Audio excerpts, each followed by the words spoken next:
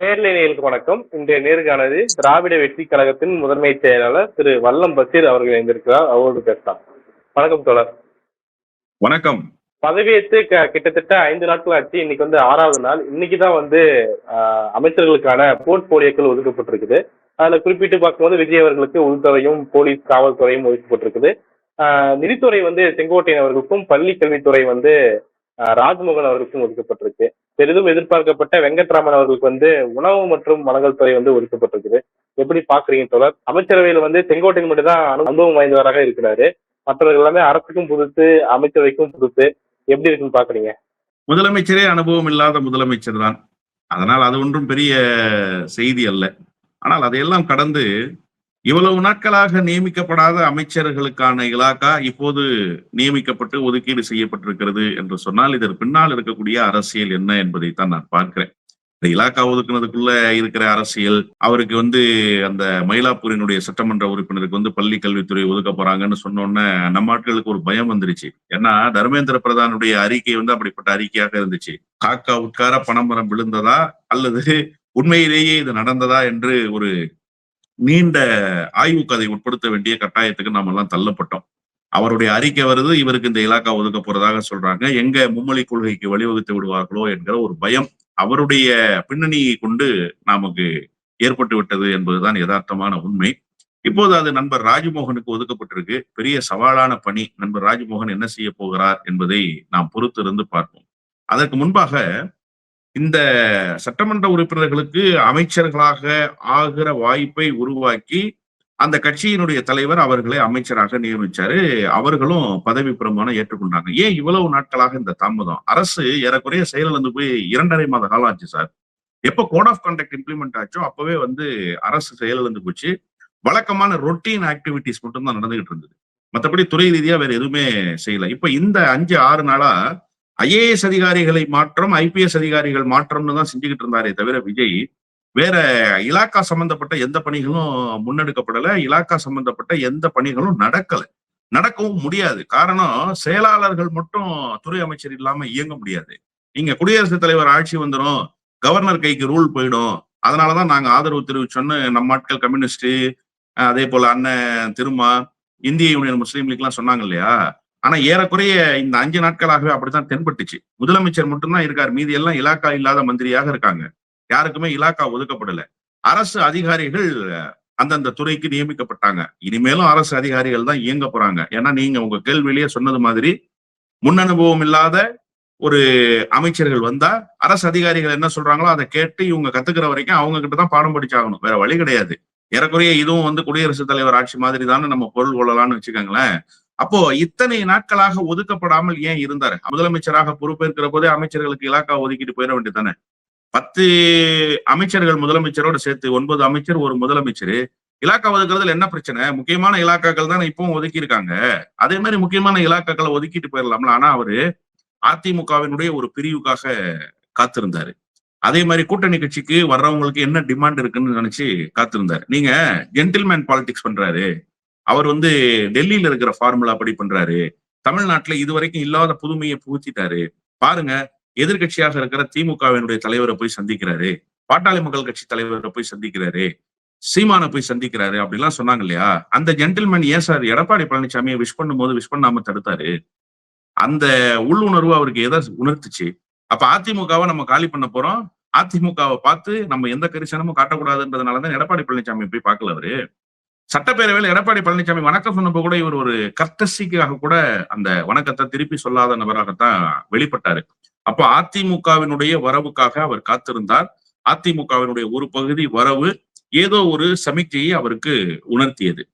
இப்ப கூட என்னன்னு பாத்தீங்கன்னா இது காலதாமதமாகும்னு யாரோ சொல்லியிருக்காங்க அவருக்கு. அதனாலதான் இவ்வளவு அவசர கதியில உடனே அமைச்சர்களுக்கான இலாக்காவை ஒதுக்கி இருக்காருன்னு பாக்குற ரொம்ப பெரிய சவால். தொழில்துறைக்கு அமைச்சரா இருந்தவர் அண்ணன் தங்கம் தென்னரசு. அவர் தான் முதல்ல இந்த அந்நிய முதலீடுகளை ஈர்த்து வரணும்ன்ற ப்ராஜெக்டை இம்ப்ளிமெண்ட் பண்ண ரொம்ப சக்சஸ்ஃபுல்லா கொண்டு போனாரு. அப்புறம் பிடிஆருக்கு நிதித்துறையை எடுத்துட்டு வேற பொறுப்பு போடும்போது நிதித்துறைக்கு ஒரு கை தேர்ந்த அனுபவசாலி தேவைப்படுகிறாருன்னு அண்ணன் தங்கம் தென்னரச தொழில்துறையில இருந்து தூக்கி முதலமைச்சர் என்ன பண்ணாரு, அன்னைக்கு நிதித்துறையில போட்டார். அப்போ அந்த வேக்கண்டா இருந்த தொழில்துறைக்கு டிஆர்பி ராஜாவை கொண்டு வந்தாங்க. டிஆர்பி ராஜா இன்னும் சிறப்பா செயல்பட்டாரு. எப்படி வந்து அண்ணன் தங்கம் தென்னரசு செயல்பட்டாரோ அதை விட கூடுதலான முனைப்போடு செயல்பட்டு பல அந்நிய முதலீடுகளை ஈர்த்து வந்தது. பல நிறுவனங்களினுடைய தொழிலை கொண்டு வந்து சென்னையில இம்ப்ளிமெண்ட் பண்ணது. அதே மாதிரி நம்ம சேலம் பகுதிகளுக்கு கொண்டு வந்து இம்ப்ளிமெண்ட் பண்ணது. ராணிப்பேட்டையில, தருமபுரியில இப்படி பறந்துபட்டு தொழில் வளர்ச்சியை உருவாக்கியதுல பெரிய பங்கு தொழில்துறைக்கு உண்டு. இதுக்கு முன்பு தொழில்துறை அப்படி செய்யல. MC சம்பத் இருந்தார் அதிமுக ஆட்சி காலத்துல. அவர் என்ன தொழில் துவங்குவதற்கான வாய்ப்புகளை உருவாக்குனார்னு அவருக்கே தெரியாது.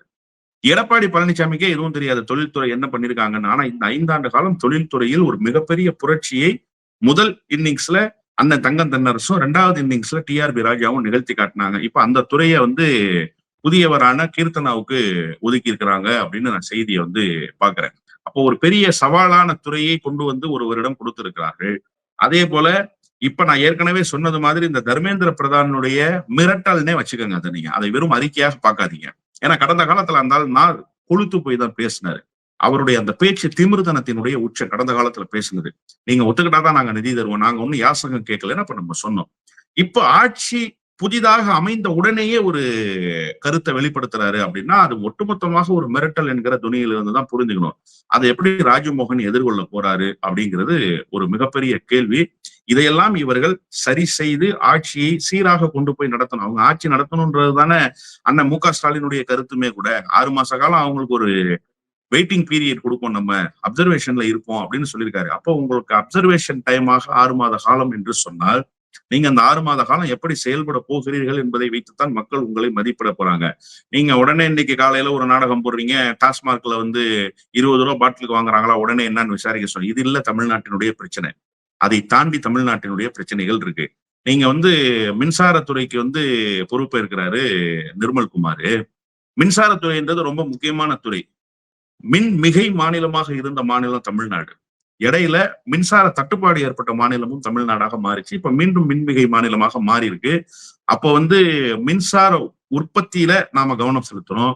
மின்சாரத்தை வாங்குவதுல மின் பகிர்மான கழகங்களுக்கான கடனை சீராக வச்சுக்கிறதுல இப்படி நிறைய சவாலான டிபார்ட்மெண்ட்ஸ் எல்லாம் புதியவர்களுக்கு ஒதுக்கி இருக்காங்க.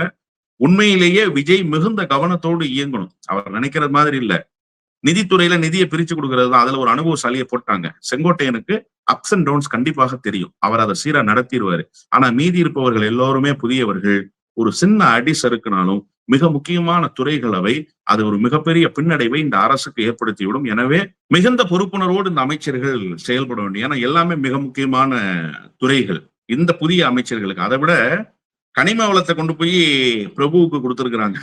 உண்மையிலேயே பிரபு ஒரு விளம்பர வெறியர். அதை கடந்த காலத்துல வந்து உணர்த்திருக்காரு. நிறைய சோசியல் மீடியா இன்ஃபுளுசரை வச்சு வீடியோ போடுறது, சோசியல் மீடியால வந்து தன்னை நிலைநிறுத்திக்கிறது, இதன் மூலமாகவே வந்து தன்னை அடையாளப்படுத்தி கொண்டார். என்ன காரணத்தினாலோ அவருக்கு என்ன பின்னணி இருந்ததோ, அவருக்கும் விஜய்க்குமான என்ன நெருக்கமோ அவருக்கு ஒரு இலாக்கா ஒதுக்கிட்டாங்க. கனிம வளத்துறையை கொடுத்திருக்காங்க. ரொம்ப முக்கியமான டிபார்ட்மெண்ட். கடந்த காலங்கள்ல கனிம வளத்துறை மூலமா அலிகேஷன் நடந்துருச்சுன்னு சொல்லி சென்ட்ரல் கவர்மெண்ட் ஒரு மிகப்பெரிய பிரஷரை திமுக மேல கொண்டு வந்து திணிச்சாங்க. மாவட்ட ஆட்சியர்களுக்கு நேரடியாக விசாரணைக்கு ஆஜராகணும்னு சொல்லி ஈடியில இருந்து சம்மன் எல்லாம் பிறப்பிச்சாங்க. அதையெல்லாம் ஒரு அரசு சீராக இயங்கியதால் திராவிட முன்னேற்ற கழக அரசு எதிர்கொண்டது. அது போல எதிர்கொள்ள வேண்டும்னு சொன்னா நீங்க அந்த டிபார்ட்மெண்ட்டை ரொம்ப கரெக்டா ரன் பண்ணி ஆகணும். அந்த டிபார்ட்மெண்ட்டை ரொம்ப கவனமாக கையாள வேண்டியிருக்கு. இப்படிப்பட்ட பெரும் பொறுப்புகள் விஜய் முன்னால் நின்று கொண்டிருக்கிறது. என்ன செய்ய போகிறார் என்பதை பொறுத்திருந்து பார்ப்போம். செங்கோட்டையனை பத்தி குறிப்பிட்டிருந்தீங்க, நிதித்துறை அவருக்கு ஒதுக்கப்பட்டிருந்தது. இதுல பார்க்கும்போது கல்வித்துறைக்கு எந்த அளவுக்கு சவால்கள் இருக்கிறதோ அந்த மாதிரி நிதித்துறைக்கும் இருக்கிறத பார்க்க முடியுது. ஏன்னா ஒன்றிய அரசு நிதி பகிர்வு சரியாக வரவில்லை. முன்னாள் முதலமைச்சர் MK ஸ்டாலின் அவர்கள் வந்து நிதிக்குழு கிட்ட பரிந்துரை வச்சாரு. மாநிலங்களுக்காக ஒதுக்கப்படக்கூடிய நிதி வந்து 41 இருந்து 50 உயர்த்த வேண்டும் அப்படிங்கிற விஷயத்த குறிப்பிட்டிருந்தாரு. அப்போ அந்த விஷயத்தெல்லாம் இவர் வந்து பேசுவாரா? பிடிஆர் வந்து நிதித்துறை அமைச்சராக இருக்கும்போது ஜிஎஸ்டி கவுன்சில கலந்துகிட்டு நிர்மலா சீதாராமன் முன்னாடியே என்னென்ன பிரச்சனைகள் இருக்கு அப்படின்றத முன் வச்சு பட்டியல் போட்டாரு. அப்போ அந்த மாதிரி விஷயங்களை வந்து பேசுவாரா? இல்ல அதிமுக அந்த கனெக்ஷன்ல அவர் இருந்திருக்காரு, பாஜக நெக்ஸஸ் கூட இருந்திருக்கா அப்படின்னும் போது அவர் வந்து அடங்கி போவாரா அப்படிங்கிற கேள்வி எல்லாம் இருக்குது. எப்படி பாக்குறீங்க? இல்ல, நிச்சயமாக செங்கோட்டையன் வந்து பேலன்ஸ்டா தான் போவாருன்னு தான் நான் பாக்குறேன். குறிப்பா நீங்க வந்து நிதித்துறையை அவர் கையில கொடுத்திருக்கிறதே அவர் ரொம்ப மகிழ்ச்சியோடு ஏற்றுக்கொண்டாரா இல்ல ரொம்ப வருத்தத்தோடு இருக்காரான்றதெல்லாம் இனி வரக்கூடிய நாட்கள்ல வரக்கூடிய செய்தியின் மூலமாகத்தான் நம்ம அறிந்து கொள்ள முடியும். நிதித்துறை வந்து இவர்கள் நினைக்கிற துறை போல அல்ல. இவர்கள் நினைக்கிற துறைனா நான் ரொம்ப காயப்படுத்த விரும்பல. இவர்களுக்கெல்லாம் ஒரு கமர்ஷியல் நோக்கம் இருக்கு. அந்த கமர்ஷியல் நோக்கத்தை நிறைவேற்றிக் கொள்கிற துறையாக நிதித்துறை இருக்காது. நீங்க வந்து பட்ஜெட்டை போட்டு அவர்களுக்கு நிதியை ஒதுக்கி தர்றதுதான் பணியே தவிர வருமானம் பார்க்கறது இல்ல நிதித்துறையினுடைய பணி. இப்ப கனிம வளம் நிறைய பணம் கொளிக்கிற டிபார்ட்மெண்ட், மின்சாரத்துறை, ஆயத்தீர்வை இதெல்லாம் நல்ல பணம் கொளிக்கிற டிபார்ட்மெண்ட், ஊரக உள்ளாட்சி நிறைய பணம் கொளிக்கிற டிபார்ட்மெண்ட், இப்படிப்பட்ட டிபார்ட்மெண்ட்லாம் நிறைய இருக்கு. அதெல்லாம் ஒன்னதான் குறி வச்சு செங்கோட்டையன் என்ன சர்வீஸ் பண்றதுக்காக தாவேக்காவுக்கு வந்தாரா? இல்ல செங்கோட்டையன் வந்து இந்த நாட்டு மக்களுக்கு மிகப்பெரிய கடமையாற்றி தன்னுடைய வாழ்நாளினுடைய கடைசி நாட்களை கடத்த வேண்டும்னு நினைச்சு வந்தார்? அரசியல்ல ஏறக்குறைய அரை நூற்றாண்டுகளை கடந்துட்டார் சார் அவரு. அரை நூற்றாண்டு காலமும் அதிகாரத்தின் நிலையிலேயே இருந்தவர் அவரு. இப்ப இங்க வந்ததனுடைய நோக்கம் என்ன? எடப்பாடி பழனிசாமிகிட்ட பயணிக்க முடியாது, விஜயிடம் ஏதோ ஒன்று இருக்கிறது, நம்மளுடைய அரசியல் இருப்ப தக்க வச்சுக்கலான்னு வந்தாரு. நிலைமைகள் வேறாக மாறி போயிடுச்சு. அப்ப அந்த துறையிலேயே அவர் மகிழ்ச்சியாக இருக்காரான்றது தெரியல. அப்படி இருக்கும்போது அவர் எப்படி ஒரு பெரிய யுத்தத்தை பிடிஆர் மாதிரி எல்லாம் நீங்க கம்பேர் பண்ணி சொன்னீங்க? பிடிஆர் மாதிரி திமுகவிலே ஆள் இல்லாதப்பா அதிமுகவில இருந்து வந்த செங்கோட்டையன் எப்படி பிடிஆர் மாதிரி வெளிப்படுவார்? எவ்ரி 3/4 இருக்கு இல்லையா, அது வந்து நிதித்துறைக்கு ஒரு பெரிய சவால் தான். எவ்ரி 3/4ன்றது நீங்க ஒரு வருடத்துல ஏறக்குறைய வந்து 9 மாத காலம், குறைவாக வச்சா 8 மாத காலம் ஒரு மிகப்பெரிய நெருக்கடியான காலகட்டம். அந்த 8 மாத காலம் நீங்க என்னவாக செயல்பட போறீங்க, என்னவாக நிதிகளை சேகரிக்கிறீங்க, நிதி ஆதாரத்தை எப்படி உருவாக்குறீங்கிறத வச்சுதான் மீதம் இருக்கக்கூடிய 4 மாதத்தையும் சேர்த்து 12 மாதத்துக்கு ஓராண்டுக்கான அந்த நிறைவை அரசு போய் அடையும். ஒவ்வொரு டிபார்ட்மெண்ட்டுக்கும் பார்த்து பார்த்து செய்ய வேண்டியிருக்கு. அப்ப இதெல்லாம் எதன் மூலமாக நடக்கும்? உட்கட்டமைப்பின் மூலமாக திரட்டப்படுகிற அந்த நிதி, அந்த மாநில வருவாய் இருக்கு இல்லையா, வரி வருவாய் இருக்கு இல்லையா, இது ஒரு பக்கம் இருக்கட்டும். இன்னொரு பக்கம் டிபார்ட்மெண்ட் வைஸ் அரசுக்கு வரக்கூடிய இப்ப பத்திரப்பதிவு துறையாக இருக்கட்டும், இல்ல வந்து மின்சாரத்தை வாங்கி நம்ம வந்து நுகர்வோருக்கு கொண்டு போய் சேர்க்கிறோம் இல்லையா, அதன் மூலமாக கிடைக்கப்பெறுகிற வருவாயா இருக்கட்டும், இதையெல்லாம் எப்படி லாபகரமாக நடத்தணும் அப்படிங்கும்போது கண்டிப்பாக ஒன்றிய அரசு பாரபட்சமாகத்தான் நடந்து கொள்ளும். என்ன சார் 3500 கோடி ரூபாய் வெள்ள பாதிப்புன்னு சொல்லி கேட்கணும் சார். வெள்ள பாதிப்பு கேட்கறது ஒரு இயல்பான ஒன்று தானே. மழை வெள்ளம் பாதிச்சது மோடிக்கு தெரியாதா? நிர்மலா சீதாராமனுக்கு தெரியாதா? அமித்ஷாவுக்கு தெரியாதா? அதை பார்த்துக்கிட்டே நமக்கு நிதியை கொடுக்காம 350 கோடி ரூபாய் கொடுத்தாங்க. 3500 ரூபாய் கேட்ட இடத்துல 3500 கோடி கேட்டவர்களுக்கு 350 கோடியை கொடுக்கிற ஒரு பாரபட்சமான அரசு இருக்கிறப்ப, இதெல்லாம் வந்து வெளியில நாட்டு மக்களுக்கு எடுத்து சொன்ன பிறகுதான் புரிஞ்சிச்சு ஒன்றிய அரசு இவ்வளவு பாரபட்சமாக நடந்துக்கலாம். அப்ப இவர் சொல்லுவாரானா? கண்டிப்பாக சொல்ல மாட்டார். இவருக்கு நிறைய நெருக்கடிகள் இருக்கு, அதனால வாய் திறக்கவே மாட்டார். இது யாருக்கு நெருக்கடியை உருவாக்கும்னா விஜய்க்கு தான் நெருக்கடி இருக்கும். மக்கள் என்ன நினைப்பாங்க? அப்ப ஏதோ ஒரு கோயிங் ஸ்டடியா போய்கிட்டு இருக்கு. இப்ப இந்த டெல்லிக்கு போறாரு. டெல்லி போயிட்டு வந்ததற்கு பிறகு சூழல்கள் மாறும், காட்சிகள் மாறும். இந்த சி.வி. சண்முகம், அதே போல வேலுமணி, இந்த தரப்பெல்லாம் வந்து பாஜகவினுடைய சமிக்ஞை இல்லாமல விஜய் கிட்ட வந்து சேர்றாங்க. கண்டிப்பாக சமிக்ஞை இருக்கு. இப்ப இவர் டெல்லி போறாரு. டெல்லியினுடைய கடைக்கண் பார்வையை பெற வேண்டும் என்கிற நோக்கம் தானே பிரதானம். சம்பிரதாயம்ன்றது அதுக்கு அடுத்த கட்டம் தானே. எல்லா முதலமைச்சர்களும் போய் சந்திக்கிறாங்க சார். மு.க. ஸ்டாலின் முதலமைச்சராக இருக்கும்போது அண்ணன் போய் சந்திச்சாரு. அதுல ஒண்ணும் மாறுபட்ட கருத்து இல்ல. ஆனா நீங்க போவது 25% தான் சம்பிரதாயம், 75% ஒரு இணக்கமான போக்கு. ஏன்னா உங்களுடைய அறிக்கை தான் அதை சொன்னுச்சு. நீங்க வெற்றி பெற்றதற்கு பிறகு ஒரு அறிக்கை கொடுக்குறீங்க, மத்திய அரசோடு இணக்கமாக இருந்து மாநில நலனுக்காக பாடுபடுவோம்னு சொன்னீங்க. அப்ப உங்களுடைய பயணத்தை எப்படி எளிதாக எடுக்க முடியும்?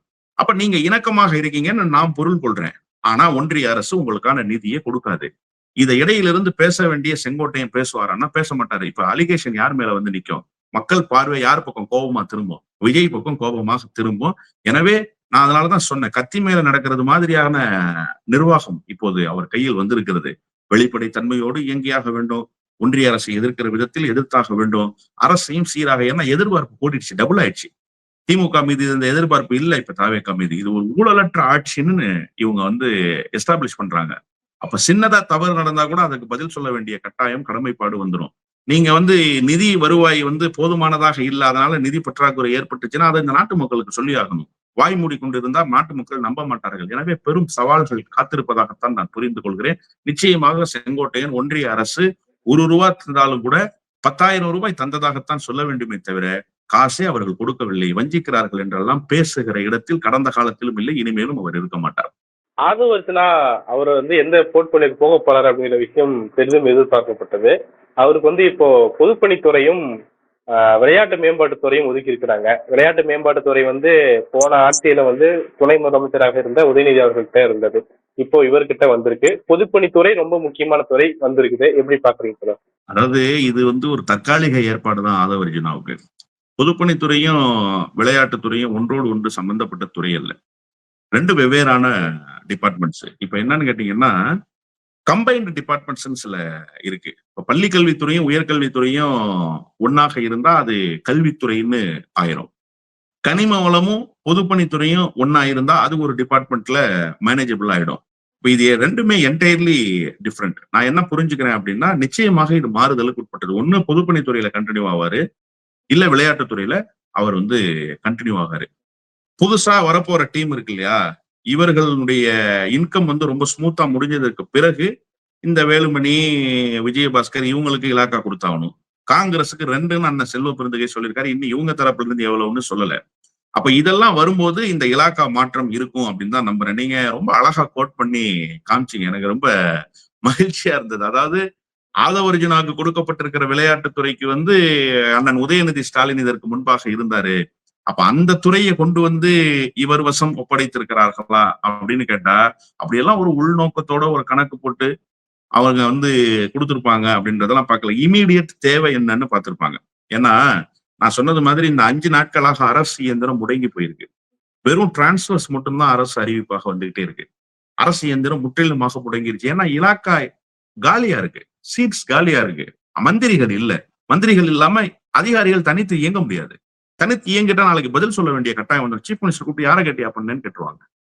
அந்த இலாக்காக வந்த மந்திரிகள் பற்றி யாரை கேட்டியா நீ ஃபைல்ஸ் மூவ் பண்ணேன்னு கேட்பாங்க. நாளைக்கு வருவாங்கல்ல, இன்னைக்கு வரல நாளைக்கு வருவாங்கல்ல. அப்போ ஒரு நெருக்கடி இருக்கும். அதிகாரிகள் ஒரு நிசப்தமாகவே இருப்பாங்க. இப்போதைக்கு எந்தெந்த துறைக்கு இமீடியட் எஃபோர்ட்ல அமைச்சர்கள் தேவையோ அதை போட்டு ஒருவருக்கு கூடுதலாக ஒருவருக்கு குறைவாக, கனிம வளம்னு ஒரு துறையை மட்டும்தான் கொடுத்திருக்காங்க, மீதி எல்லாருக்கும் 2 துறை கொடுத்திருக்காங்க. அப்போ தொழில்துறைன்னு ஒன்னதான் கொடுத்திருக்காங்க. போன தடவை எப்படி இருந்துச்சுன்னு கேட்டீங்கன்னா, தொழில்துறை சிறு குறு தொழில்கள் அண்ணன் தாமு அன்பரசன் இருந்தாரு, தொழில்துறைக்கு டிஆர்பி ராஜா இருந்தாரு. அப்போ இது 2 வேற வேற போர்ட்போலியோஸ் இப்போ ஒரே போர்ட்போலியோவா மாறி இருக்கு. அதனால தற்காலிகமான ஏற்பாடு என்கிற அடிப்படையில் தான் இதை போட்டிருக்காங்க. இது ஒரு பெரிய கணக்கு இருக்கு அப்படின்னா அதை ஆதவர்ஜுனும் விளையாட்டுத்துறையோடு தொடர்புடையவர் தான். அவரும் ஏதோ சங்கத்துல எல்லாம் இருக்காரு அப்படின்னு சொன்னாங்க.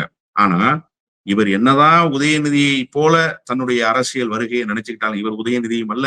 உதயநிதி இடத்துக்கு இவரால் வரவும் முடியாது. அவருடைய பாரம்பரியம் என்பது வேறு, அவருடைய பயணம் என்பது. நான் பாரம்பரியம்னா அவர் ஒன்னும் ராஜா விட்டு கண்ணுக்குட்டின்னு நான் சொல்ல வரல. உடனே பாத்தீங்களா அவர் பத்தி எப்படி சொல்றாங்க பாருங்க. அவரை ரொம்ப உயர்வாகவும் நான் ஒடுக்கப்பட்டவன் தாழ்த்தப்பட்டவன்ற மாதிரி சொல்றாங்கன்ற அந்த சாக்குக்குள்ள போய் ஒளியக்கூடாது. நான் சொன்னது அவர் திராவிட இயக்கத்தினுடைய வழியில் வந்தவர். இந்த நாட்டுக்காக, இந்த நாட்டு மக்களினுடைய மேன்மைக்காக திட்டங்களை திட்டிய குடும்பத்திலிருந்து வந்தவர் அவர். அவருக்கு கலைஞர் எப்படி இயங்கினார்ன்றது தெரியும், அண்ணன் மு க ஸ்டாலின் எப்படி இயங்கினார்னு தெரியும், நாம எப்படி இயங்கணும்ன்ற கடமைப்பாடு தெரியும். அதனால அவர் துறையில் தீட்டிய திட்டங்கள், அவர் வகுத்த வியூகங்களை போல அந்த துறைக்கு இன்னொருவர் வந்தா செய்திட முடியும், அதனால இவர் வந்திருக்காரு அப்படிலாம் நான் புரிஞ்சுக்கல. இது தற்காலிக ஏற்பாடு என்கிற அடிப்படையில் தான் நான் பார்க்கிறேன்.